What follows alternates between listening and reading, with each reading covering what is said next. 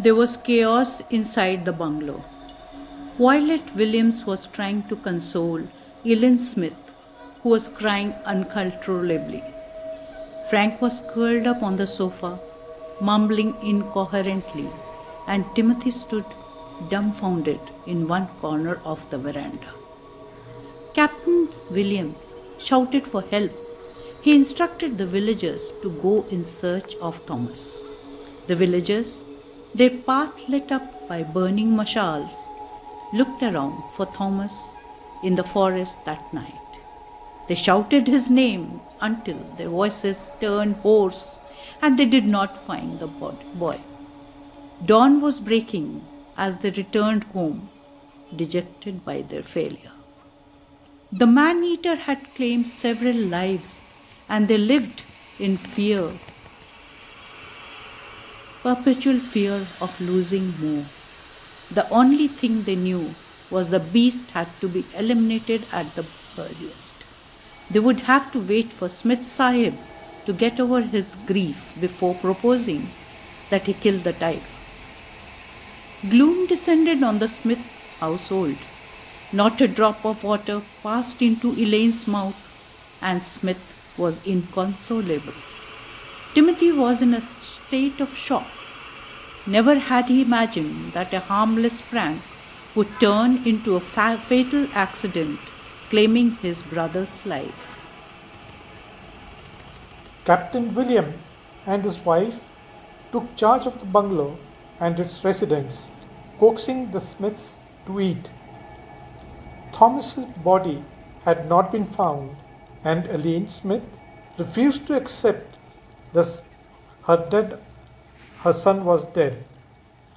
Thomas is alive, she insisted. He is hiding in the forest. I want you to look for him. Nothing Smith said could convince her that the tiger had killed Thomas. Finally, it was for her satisfaction that Smith set out into the forest. This time, he took expert trackers from the village and they ventured deeper into the jungle. The sun rode overhead as they reached each patch of the dense forest, looking for clues and remains.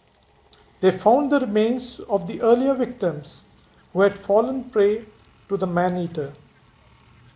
The man-eater, who the villagers had named Shamshera, had taken several lives before disappearing for a long time. They assumed it had died, but it returned just as they had heaved a sigh of relief. Its last victim had been a teenaged girl called Chandra. She had gone to the forest to gather firewood and had never returned. Under a large banyan tree, the villagers found the black shawl she had been wearing, stained with her blood. They also found a anklet near the tree, which seemed to be Shamshera's favorite haunt. Chandra had been killed a few months ago, and then the man-eater disappeared.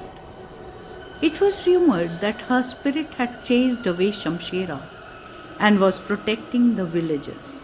But now the tiger had returned, and Thomas was its first prey that year. The incident put fear back in the hearts of the locals. An exhausted Smith sat despondently under the massive banyan tree. It was past noon and they had been searching for over 6 hours. The villagers stood respectfully at a distance, talking in low voices. Just then, they heard a whimper. Their ears cocked, the men looked around fearfully. Smith picked up his gun, which had been resting against the tree trunk. His senses heightened. The hunter prepared to shoot.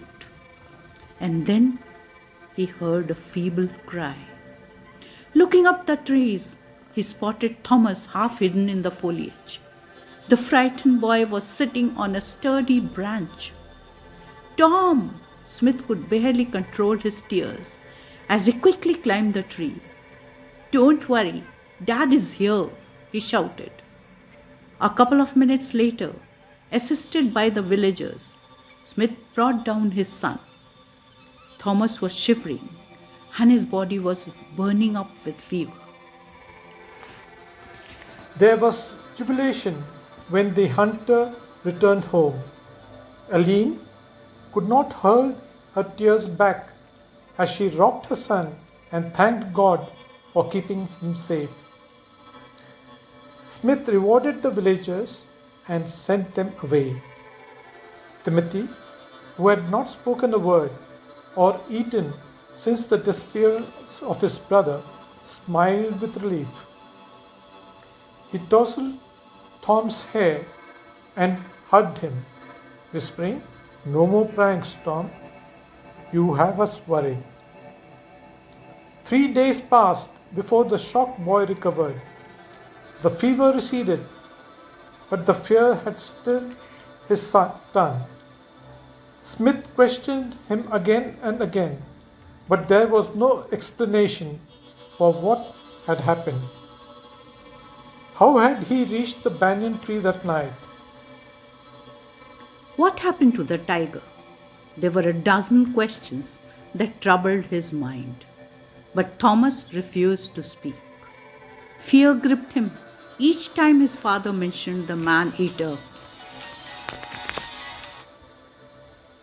In the meantime, the villagers discussed the boy's miraculous escape. There was something unreal about the whole affair. But the man-eater had still not been killed.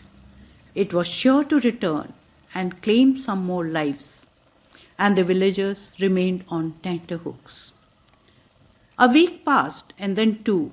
Then one night, the villagers heard the unmistakable roar of the man-eater.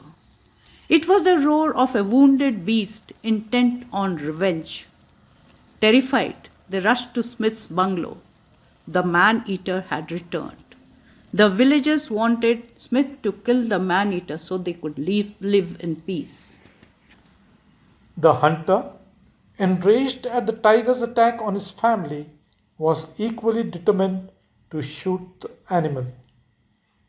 It was late afternoon when Smith set out with a group of beaters. The entire village rallied around him. They carried spears, daggers, swords, and iron rods.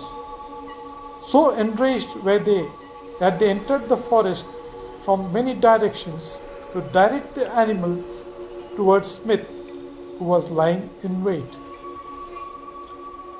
Deer cowered, monkeys chattered, and birds started flying fearfully around the forest as the villagers conversed with their mashals, making a din.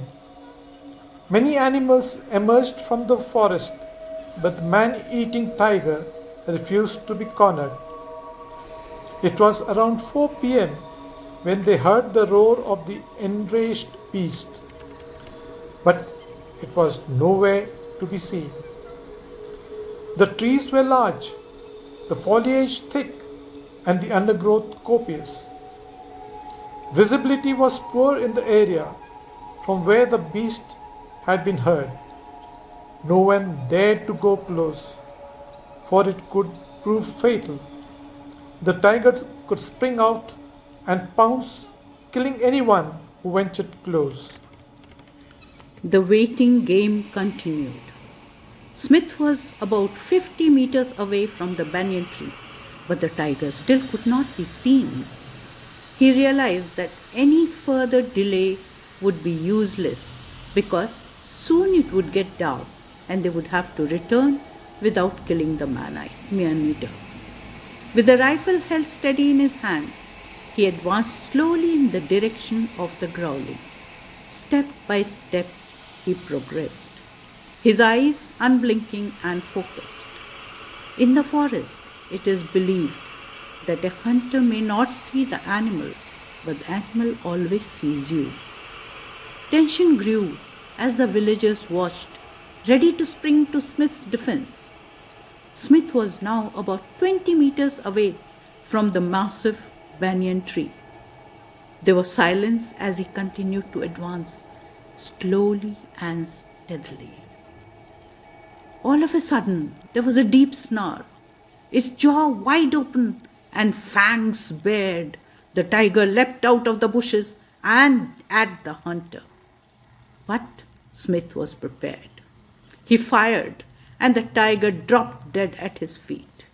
The bullet went through its open mouth and out of his head from the rear, shattering its brain. No one had ever seen such a shot or heard of one. Jubilant, the villagers carried Smith on their shoulders, dancing all the way back to Mount Abbott. They strung the man-eater on bamboo poles and carried it to the bungalow. Its skin would adorn the floor of the Smith's drawing room. Later, the villagers would boast about Smith's hunting skills. It became an account that was repeated in hunting circles with awe. Smith had shot right into the tiger's mouth as it came charging at him. It was a rare feat, achieved by a very few hunters in the world.